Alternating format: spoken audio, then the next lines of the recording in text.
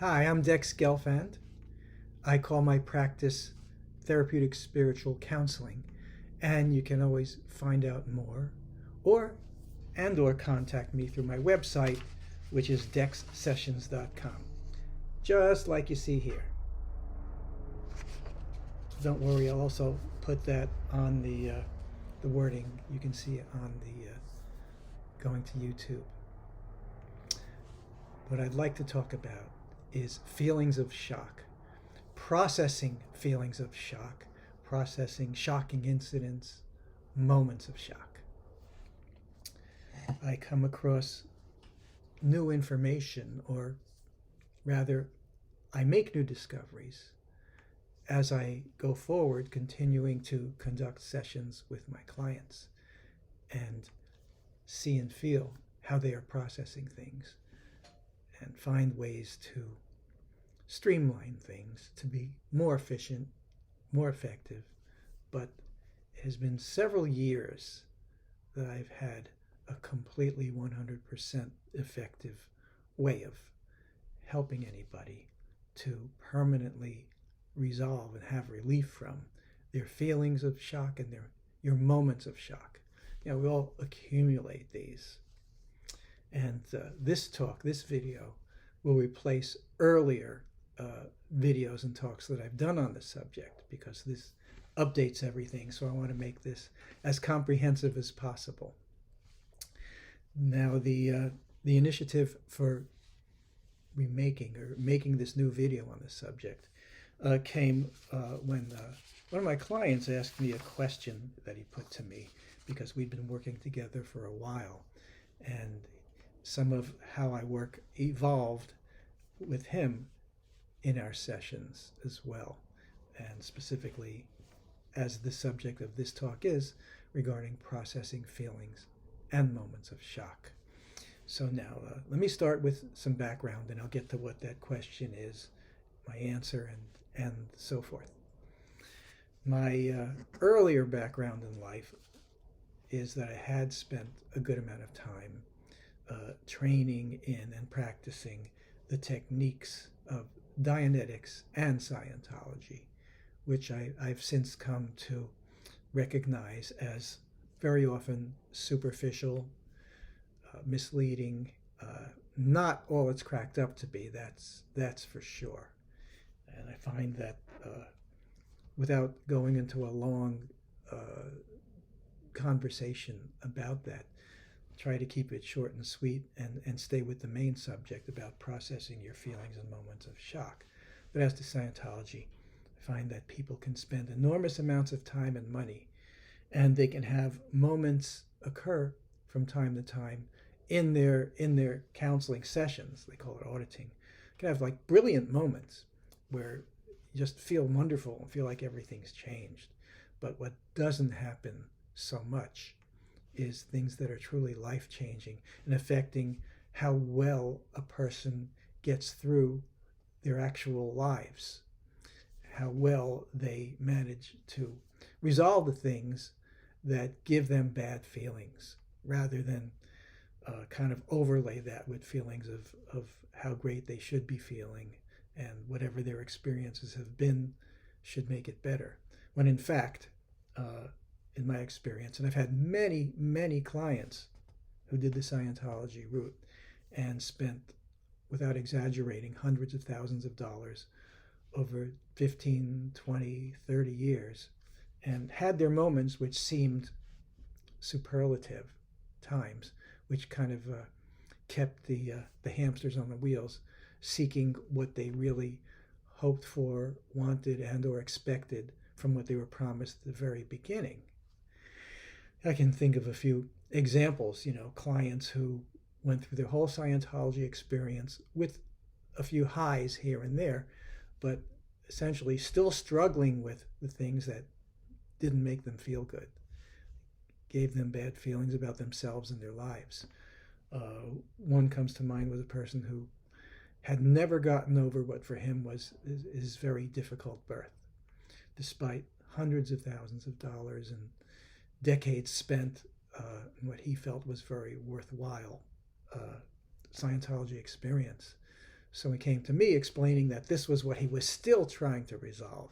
Anybody very familiar with Scientology would assume that by the principles and hype about Dianetics and Scientology, that anything that could traumatize or disable a person from their birth would have been easily resolved relatively early in their Scientology experience. But the truth is, the things that are most intimate to you, that most affect how you feel about yourself and your life, these things are only, for the most part, superficially addressed and not really fully resolved.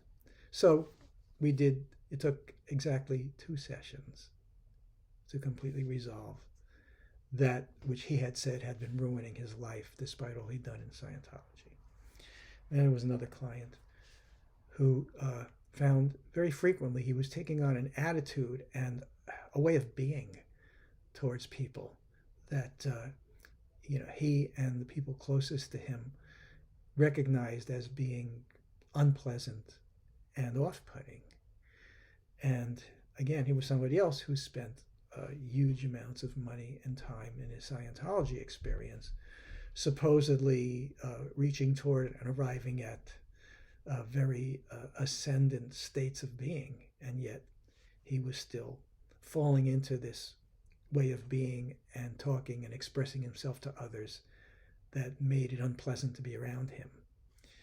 So we took that up and found that, in earlier in his life, in his childhood, he'd actually, not at the same time, but lost both of his parents. These were shocks and shocking and severe losses, and made him feel a certain way that he developed a coping mechanism of acting a certain way,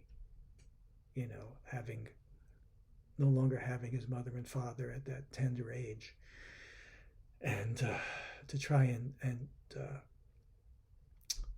compensate for this or overlay his shock and his loss and his worry and his helplessness and feelings like that with taking on this sort of cocky and offensive attitude that he would simply take on from time to time, frequently enough that others pointed it out to him. And so once we unearthed that it was these moments of shock were still affecting him, and any moment of shock, all the shock we have, whether it expresses as recognition of a specific shocking moment or just a general feeling of shock, once it's within us, it's always within us, and it's always kind of presenting to some degree, kind of running in the background. And so this, again, was what prompted him to be this way.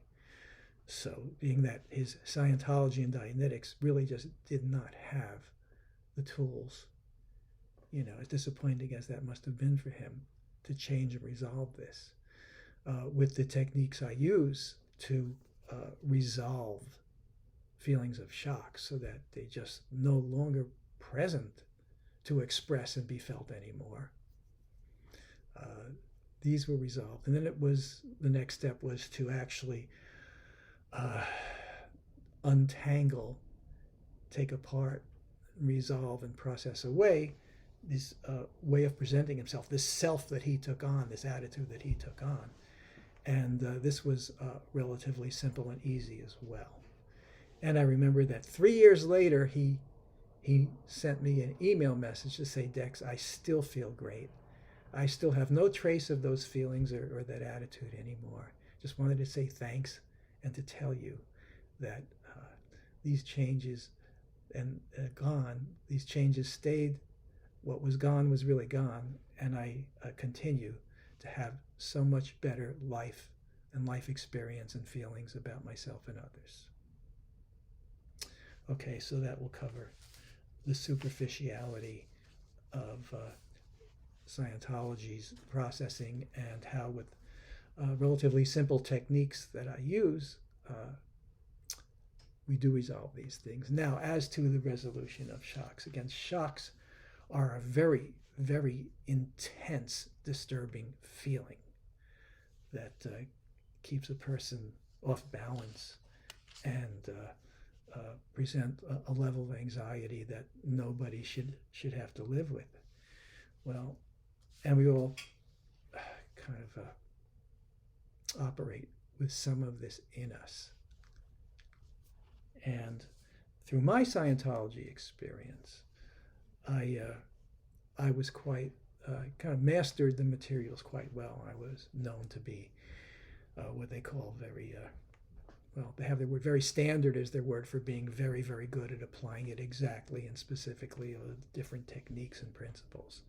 But I said I was finding it falling short in a number of ways, and so I kind of transcended it, evolved out of that, and over the years have come to see through it more and more. In fact, I'm writing a book about taking apart the ideas, principles, and techniques of Scientology, explaining why they fall short and why they're not as logical and workable and perfect and as they are claimed to be, and so forth. So one of the things I noticed in all my studies, because when I was involved, I took that very seriously. I have my goals and purposes to be a spiritual healer and to be able to help anybody to resolve anything that disturbs them, to make you more whole as a person, as a being, whatever may arise within you that you've been unable to resolve or rid yourself of, and to help you to be at a state of happiness, of being able to happily and effortlessly simply be, and not have to take on artificial, inhibiting ways of being. And you know what? I've arrived some time ago.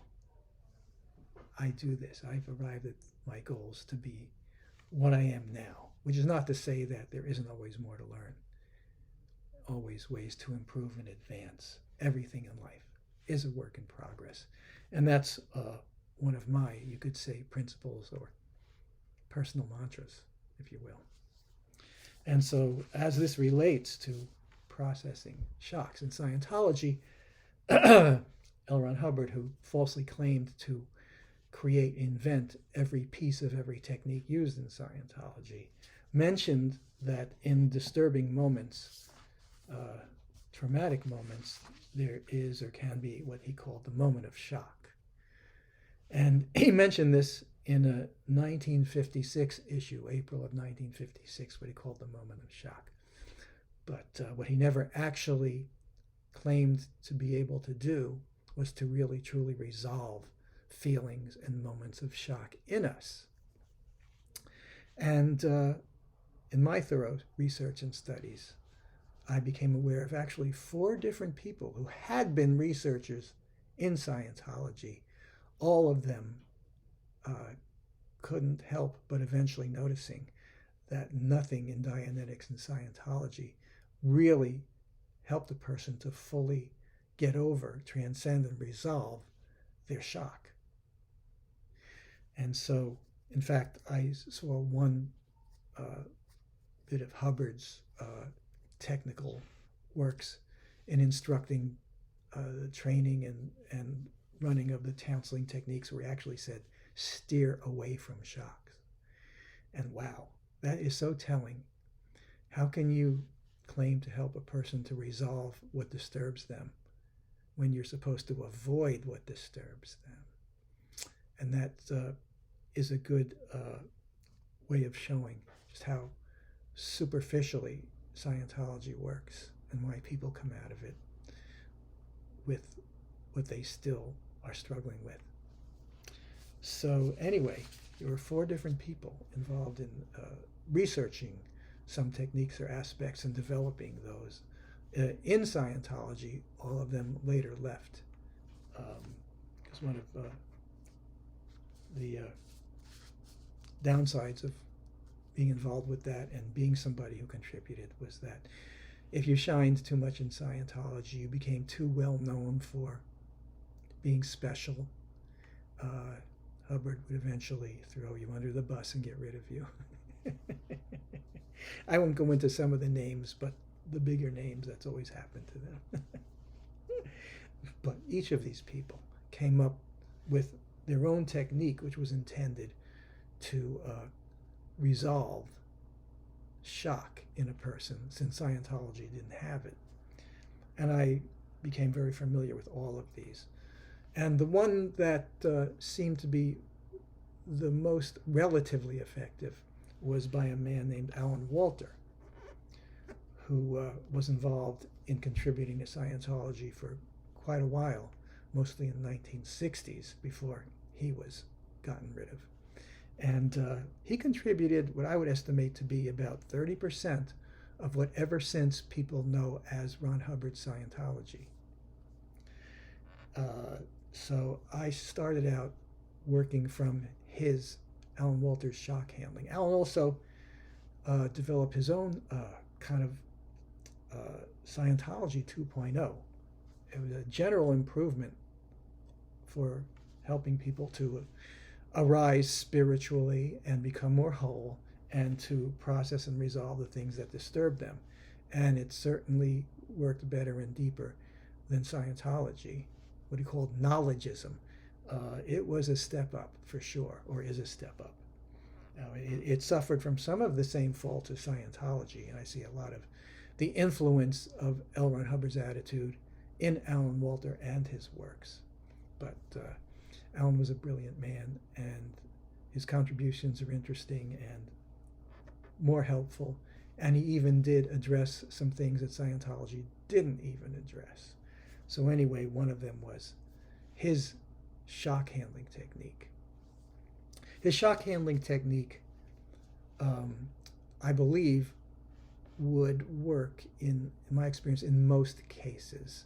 You know, it had this, it had conditional steps to do. If this doesn't fully work, then try this. But it was good. I mean, from my perspective, for his time, it was certainly the most advanced approach that I know of. But since then, I have profoundly improved it by adding certain steps, changing certain steps, and eliminating certain steps. As of several years ago, my evolved shock resolution technique has no conditional, if it hasn't worked, do this steps, because there's no such thing as it not fully resolving, so that that feeling or moment or incident of shock, so that it's completely, never again, something that's causing any feelings of disturbance. It's, for all intents and purposes, gone. Now, my own, as I said, everything in life is a work in progress. And I always continue to see how I can make my work better, advance the techniques. I have trained about a dozen people. And I've written a self-help book. It's an ebook. You can find it on my website. Magic at Your Disposal is the title. The Life-Changing Techniques of Therapeutic Spiritual Counseling. I won't claim that most people who do the self-help version are necessarily going to get the full depth of profound change as easily or consistently as having sessions with myself or maybe somebody I've trained. But nevertheless, it can be very, very helpful. It can be life-changing. And again, you can find the book on my website, ebook. Or actually through Amazon, through Kindle, you can even order a hard copy if you like. So anyway, I've been using my evolved shock handling, and every now and then I've evolved it a little bit more. Like one of the biggest things I've recognized, which revolutionized much of my work, as well as particularly shock handling, was 95% of the energies and feelings are energies that we need to process, that's holding bad feelings in place. 95% of that is actually the effort and emotion and energy we've been generating to try and push back on our bad feelings. That actually kind of gives them more persistence. and more presence in us, because now there's a two-way struggle going on there, force against force, so to speak. And the basic principle I've evolved that I work with, based on observing what makes other techniques work to whatever degree they do, is what I call spiritual digestion.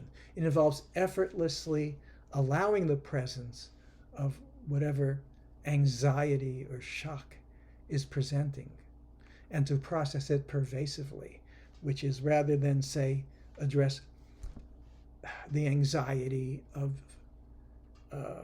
your work environment or dealing with a specific person in your work environment. Instead, processing that entire simple feeling of that particular flavor of anxiety, not limiting it to any context. And then, of course, you're processing it much more pervasively.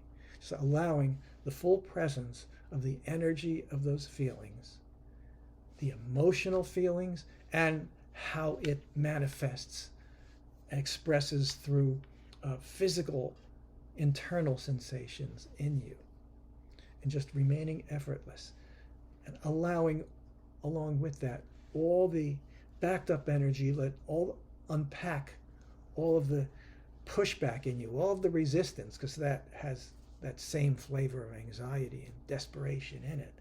And you need to be in a state of effortlessness. As I'll explain in part of my answer to the question that my client asked me. Well, let me give you that question at this point. He said, Dex, lately you've been saying that that a person can handle what feels like a moment of shock without necessarily identifying all the details and context of that particular incident that contains the moment of shock. And this is an evolution, a change that he noticed in how I worked. Is this a new development? From what I understood, a moment of shock had to be identified. You had to find the exact moment and spot where it happened, and have a look at all of the the relative details of how that moment presented and what occurred. And yes, because this is a new a change in how I'm approaching shock. And this is because, see, I'm very empathic, and you could say telepathic with my clients. It's very usual and common for me to notice and feel something in them to a greater degree than it has yet clarified for them. And I will give them little tips and hints to help guide them. This feeling is manifesting as a feeling of desperation, and a feeling of, I will describe in more detail than they currently have available, can have accessed the presence of that feeling within them, which then helps bring it out for them. And so, they'll hear all the time say, how did you know that? Yes, that's exactly it. That's exactly how it feels. But that's just a tool to help bring it out, because I can feel thoughts and feelings with my clients, and also those of people they refer to that they've been engaging with. That also comes to me. So in noticing these things, sometimes it's very frequent in a session when I'll just pick up what the client's feeling and they're expressing something. I'll say, I'm getting a feeling of shock. Is there a feeling of shock in this for you? Do you notice that? And then that kind of, I guess it kind of takes the blinders off. It kind of peels back a little of their resistance to noticing what they're feeling, because we don't want to feel unpleasant feelings. And so it kind of helps open it up for them. And so processing pervasively now. Sometimes I've noticed a client will notice a feeling of shock. They won't necessarily notice or recognize it as being, coming from some one specific incident in their existence or in their life. And I've learned a long time ago to recognize that whatever you bring up in the session, you have what I call your spiritual compass, your instinct to bring up and express whatever the thing that's right in your face spiritually, that's affecting you the most, that's dominating your consciousness at this point the most, and make it accessible to process.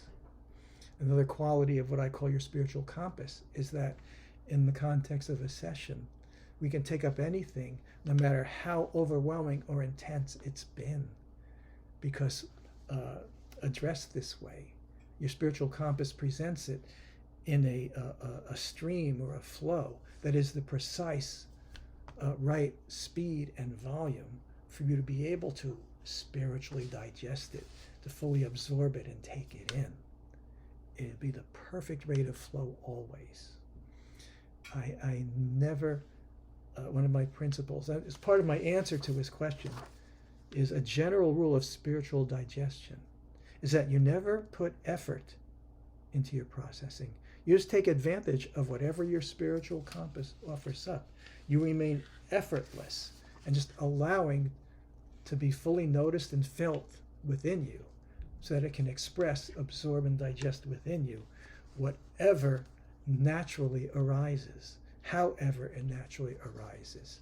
You do not put effort into trying to find anything or trying to do something about anything, because that actually puts more resistance, gets in the way of your digesting, of your processing what you need to digest, what you need to process. When things are done correctly, as I do them, as the laws of therapeutic spiritual counseling show us, and by laws I mean natural laws, I don't mean things to enforce.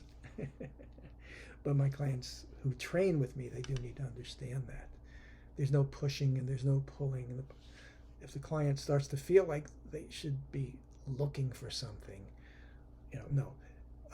Or if something is completely digested and no longer presenting, sometimes from people who spent time doing other forms of therapy or processing, for instance, Scientology or what have you, you feel like you've got to search and make sure it's all gone. Can they find any more of this feeling? No.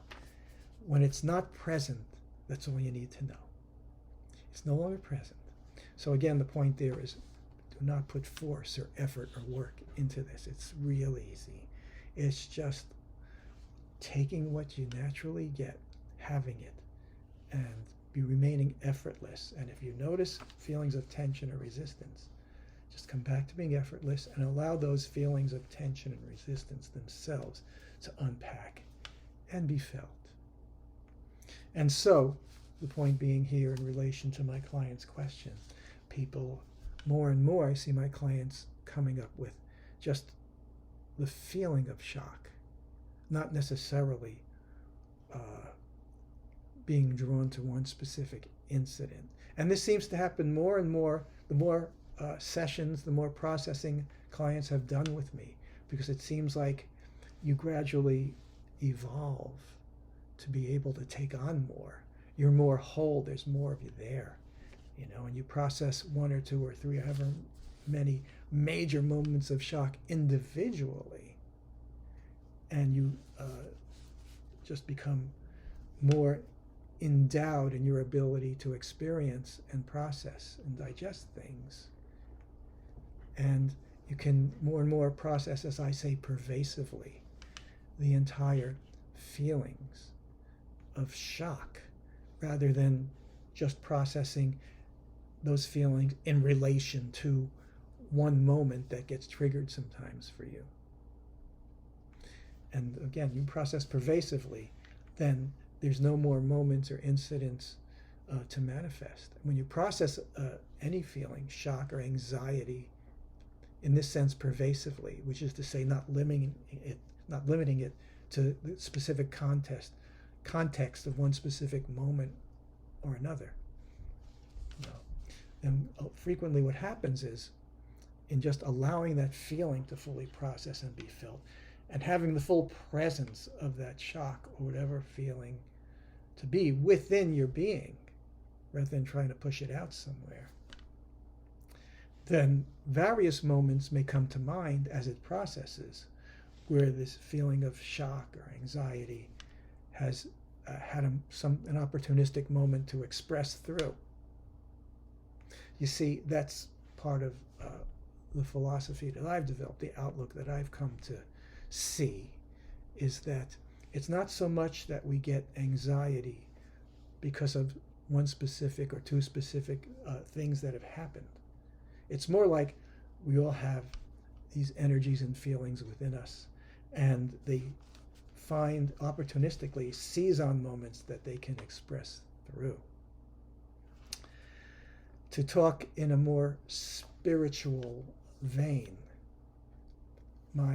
what I believe, at least at this point in my own journey of knowledge in the spiritual, is that if there's a singular moment from which our fear and anxiety comes to be, I would say, and I've spoken about this in other videos, I would say there's a moment where we step over from the pure spiritual, and in the pure spiritual, all is here, all is now, and there's what, for lack of a better way of expressing it, or maybe it's not a bad way to express it, sort of a cosmic consciousness, an usness that is all inclusive. And when we first invest in entering into a physical existence, the physical world, the physical universe, the primary characteristic of the physical is distance, it's separation. And it's a tremendous shock. All of a sudden it feels like you've been separated from the herd, from the family, from the tribe. They're all gone, and you're all alone. And I think it's a terrifying primal shock that through my work, and I'm sure not only my work, but through perhaps countless other similar means, or maybe dissimilar, more and more, layer by layer, we can process this shock and anxiety and become more calm, more happy, and more whole. I can certainly say my clients can speak to that. If you go to my website and look at the testimonials, you'll see what I mean. People expressing they never felt this good before, they haven't felt this good in a long time, in all their specific ways. So it's been part of the evolution here. I mean, I could talk about the earlier shock handling, which very often is still valid anytime somebody needs to address a specific moment that's arising by itself as terrifying and shocking. And I believe just about anyone coming to me starting out, we're going to have a number of those.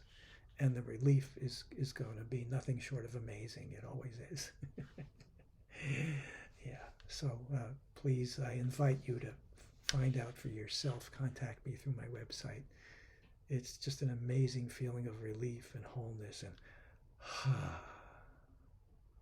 so anyway, the more when we process specifically a moment of shock, we start out by understanding that a shock is collapsing and paralyzing. It's very intense, and it's actually always present within us to some degree, pervading our consciousness. That's why it's such a tremendous relief when it's processed.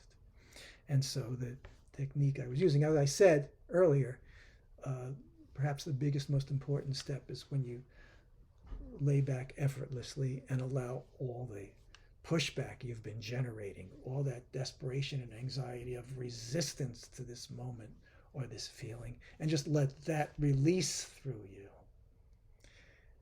And then the moment of shock, or the feeling of shock itself, is so much more digestible than you would have possibly conceived, which goes to show it's so much of it, the majority of what's disturbing us is in our resistance to that basic feeling or moment. And so I gave you my client's question, and again, my full answer is, a general rule of spiritual digestion is that you never put effort into your processing. You just take advantage of whatever your spiritual compass offers up and makes accessible. And this always results in the most pervasive, meaningful, relevant, and impactful gains and changes. So if what presents is simply a feeling of shock, we happily go with that.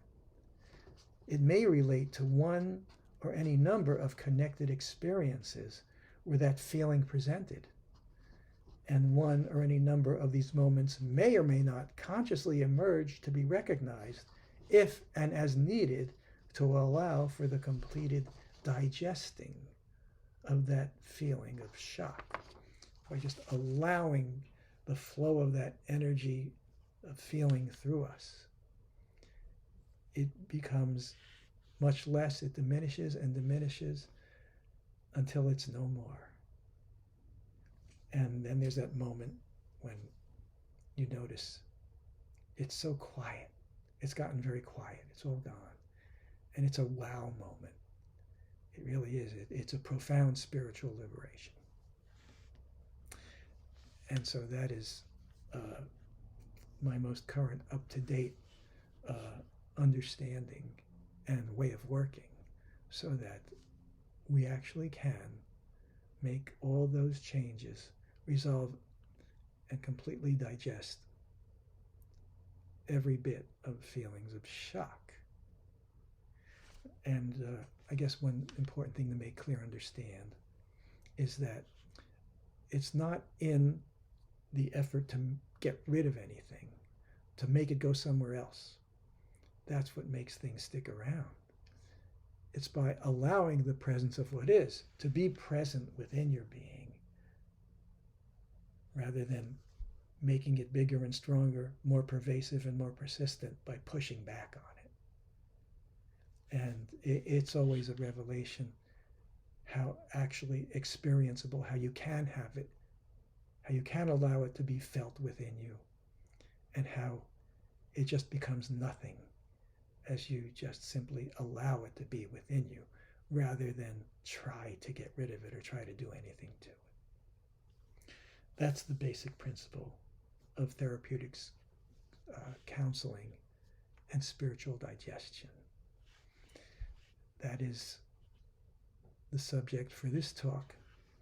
And if you have any questions about that, reach out to me. I would love to talk with you. I hope you've enjoyed this talk. And I would very much love and look forward to helping you to experience this wonderful relief and this wonderful change and this wonderful recovery of your basic, essential, whole, calm, beautiful, capable spiritual self.